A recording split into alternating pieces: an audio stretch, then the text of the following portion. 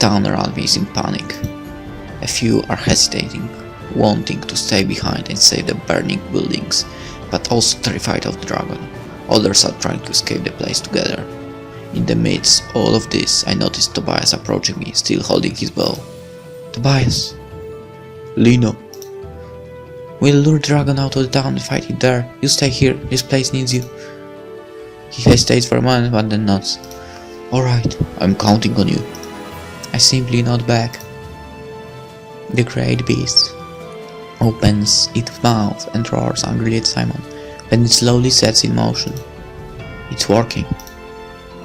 We part ways. I head towards the dragon once more, while Tobias runs towards the confused townspeople trying to put out the fire. The dragon's wings spread out, and the beast increases its speed as it suddenly leaps from the ground and towards Simon's location. The ground rumbles as it crashes at the foot of the mountain and roars in anger. It's free from the houses now, a little further, and we should be able to fight it freely. I just hope. I just hope Simon is keeping up alright. A close is in on the beast. Its tail is swinging wildly from side to side in aggression, and it lifts its one claw like a cat on probe by searching the area for Simon. It noticed him further up the path, where it has taken a stand once again, his sword ready. Get out of my way. The angry voice snarls. The dragon in hell is readying itself for another burst of flame. I won't let you. I run up alongside the dragon and jump up the cliffs on the side of the path. 1, 2, 3. Kicking off one final time, I soar through the air towards the dragon's neck once again. My blade only barely makes a scratch in the dragon's tough scales, but the surprised beast jerks its head back just as it breathes out the fire. The roaring flame misses its target, and Simon is already on the move again. He's already at my side when I land someone graceful in the ground. Alright, this distance should be safe. Piercing its scales will take a little extra fall. The dragon shakes its head violently and then turns around to face us again. You stupid humans. Its voice still resounds in my head, but I try to ignore it. I will have to prepare for this. Give me cover. Yes, sir. I reaffirm my grip on the sword as I watch the giant beast before me. I'll have to keep this thing away from Simon. There's no time to be concerned about its size. Simon and I part ways. I run further up the path with my eyes on the dragon. Unfortunately, the eyes of the dragon are still following someone who is trying to move into a safer position. I have to attract its attention. I run around it in a wide arc, trying to get in front of it. Focusing my energy for a moment, I swing my arm, throwing 3 darts of bluish light towards one of its forelegs. The dragon growls angrily at the slightly stinging pain of my useless attack and turns towards me a little faster than I expected. The dragon's head shots down towards me at lightning speed. Crap. We jump and roll away just in time to avoid its jaws as they snap close just beside me.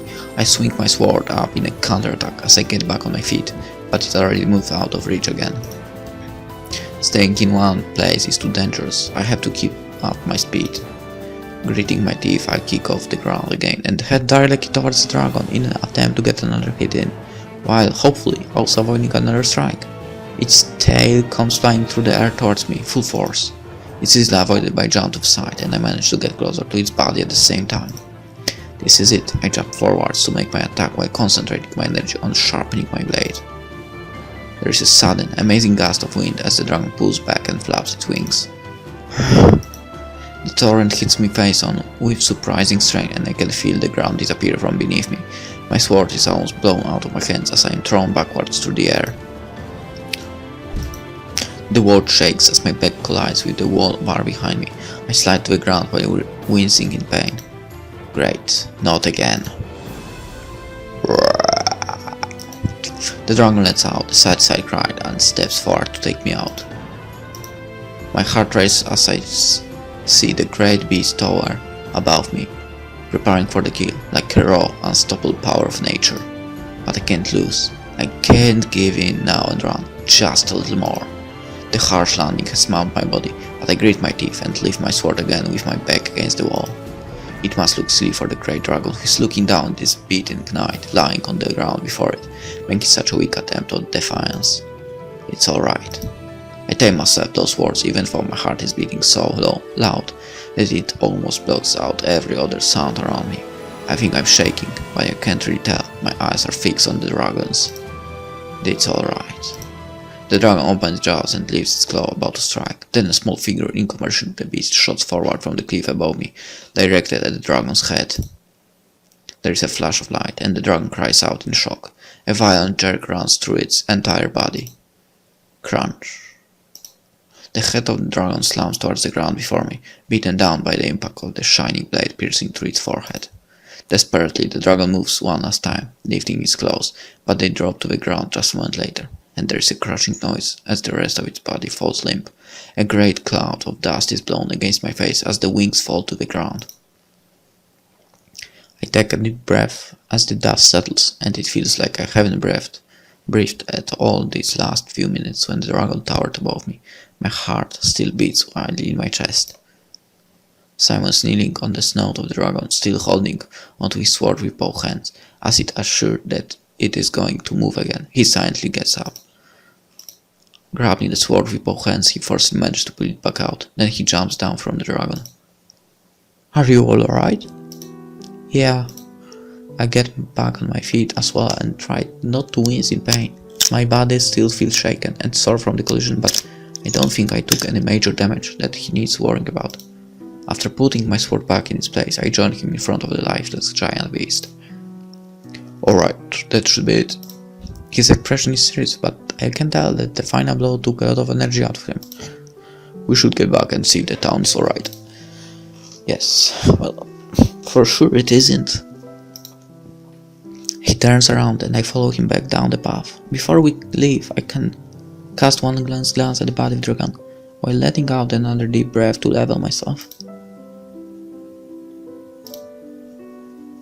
Back in the village, they have managed to put out the fire, but the damages are severe. Most of the buildings on the far side of the main street are more or less destroyed in the one end, and the houses on the other half damaged as well. Some men are still finding the last members, and stray flames in the blackened ruin. Erin is watching the scene, standing in front of her inn. Although it was in the center of destruction, the large building is still badly hit. Part of the roof is missing and caved in, and a large part is burned black. It hurts my heart to see her stand like that, with her back to her beloved home. She looks up as she notices me coming. "So it's gone?" "Yeah, it won't be coming back." Erin sighs and smiles a little. "You saved us again, huh?" I can't answer and just look at the destruction together with her.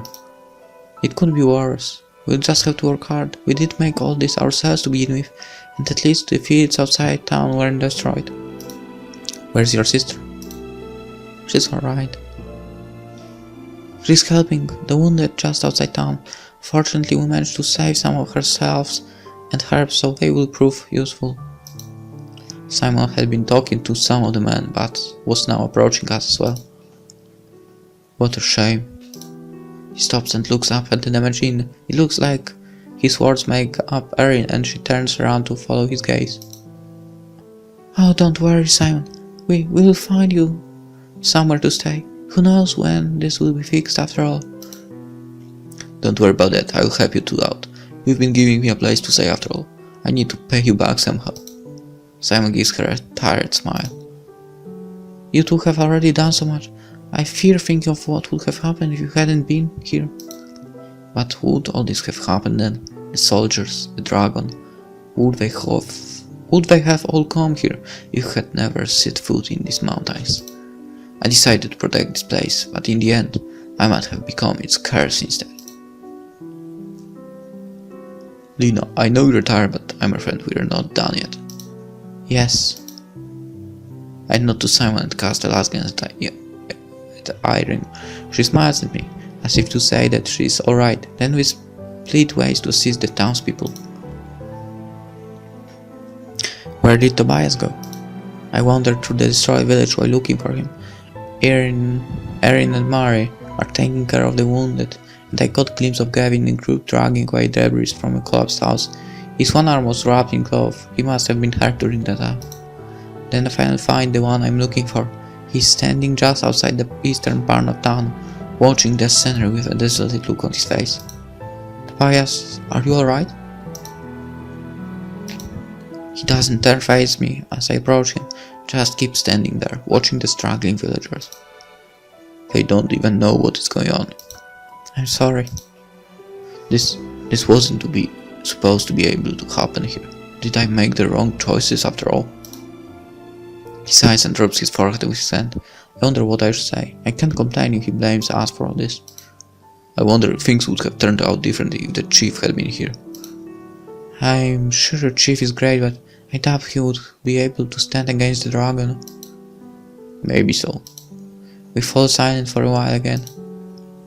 If we remove Adele, will it stop? I don't know, maybe. I believe Adele is being consumed by something inside her, something connected to the heart. I don't know what prompted the dragon to attack us, but Adele herself is a great treat the way she is now, and most likely it will only grow worse. Well, that settles it then. We go up there today as planned, and we take her out for good. He says this in a firm and calm voice, but his face is clenched so hard, his knuckles have turned white, revealing the anger and insecurity inside him. Tobias, he truly wants to protect this place. He's not a warrior, but he still intends to fight with all his gut. As I watch him like this, a sudden sadness fills my heart. Why is it that in situations like this, he always looks so lonely? Why does it feel like I'm looking at someone so very far away from where I am? And sudden impulse makes me want to reach out and touch him, as if trying to bring him closer to me, but I stop myself. A warm breeze from the settling reminiscence of a burnt house blows past us. No matter what Tobias himself believes, he won't be alone in this fight. I will make sure of that. As I brush away the hair blown into my face, I suddenly notice something out of the corner of my eye. Turning round to take a closer look, I see again, in the distance, a shadow is watching us from the path, leading further up into the mountain. It is only there for a short moment before it draws back, disappearing out of sight behind the cliffs, but I have no doubt, I definitely saw it. Tobias. What is it? It was her, the soldier. She was up here. Alarmed by this, Tobias immediately turns around as well and looks up at the path ahead. Then I see her again.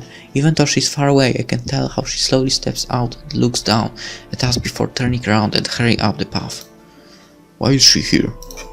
Tobias' voice is tense. I don't know.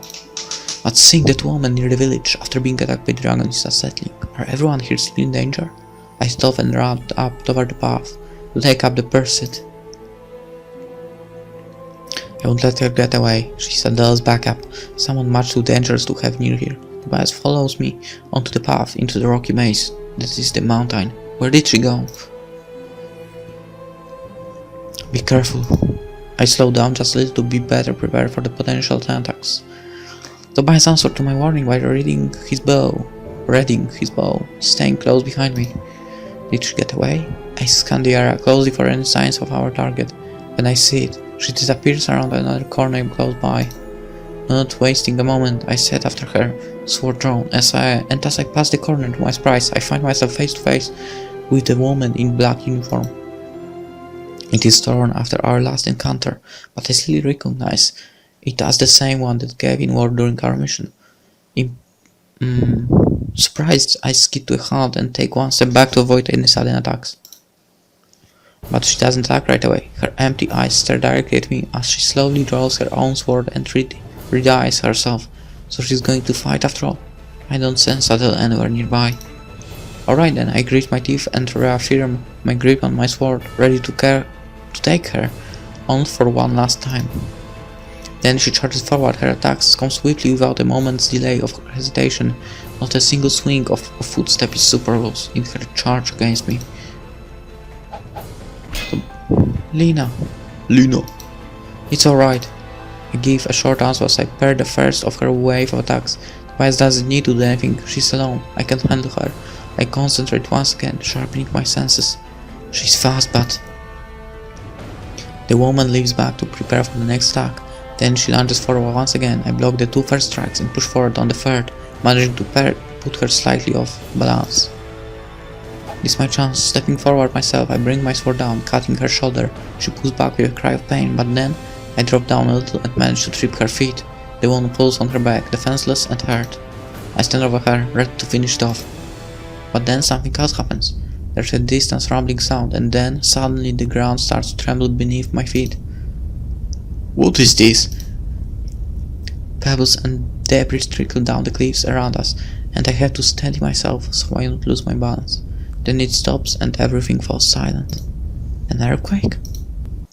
The woman is still lying at my feet. She opens her eyes and looks up at me with her indifferent, empty expression. Her lips part. Kill her. A small voice. What? Kill her. You must. Then she closes her eyes once again in pain. The wound I gave her is bleeding badly, but I just stare down at her. She sounded so scared. What are you talking about? But then she moves fast, reaching out for her dropped sword and pushing herself up for one last attack. Surprised, I step back to avoid it, but her words had surprised me so much that I let my guard down. Once again I hear the sound of arrows whistling past. One shoots into the woman's arms, interrupting her attack, and the other into her heart. She falls back to the ground, lifeless. Are you alright? Tobias runs up to me and looks down at the woman lying on the ground. Yeah, I'm fine. Thank you. What do you think happened to her? I'm not sure, but whatever it was, I don't think it was something she wanted. Huh? I look around and only now I realize where we are. We're very close to the valley containing the heart. Since when did we go so deep in? I forgot to pay attention during the chase. The mountain is dead silent, and the wind is still, in spite of it being summer. The few bushes on the trail are nothing but twisted, dark branches, and the patches of green have turned yellow and dry. I look up, but see no birds in the sky. It's eerie, as we just entered a world different than the one further below. It's gotten worse. Lena up there. Lena up there. I follow his directions and notice something else that has changed. It is barely visible from here, but I'm sure it's not something that was there before. We head further up the path and past the cliffs towards the valley. And there we see that something is consuming up from the ground. Blackened, rough stone is sticking up from the cliffs before us. Even though they are completely still, it almost looks like they are forcing their weight out of the ground. What the hell is going on? Tobias can't finish his sentence before the ground suddenly starts trembling again, this time stronger than before. I stagger back and almost lose my footing as this quake takes me by complete surprise. There's a breaking, roaring sound, and I see the landscape move right before my eyes. A crack runs through the ground as the black rock before us pushes upwards towards the sky, crushing the cliffs around it. It moves up several meters like a dark claw reaching for the sky before it finally comes to a stop, and the quake kisses once again. None of this makes any sense anymore. She's trying to close herself in. What? Look, there are more of them. They surround the valley. If they keep growing like that, the place will be closed off. And she's in there?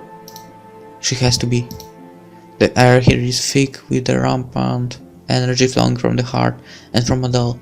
I'm sure of it. She has to be there. Go. I'm afraid we don't have time for that.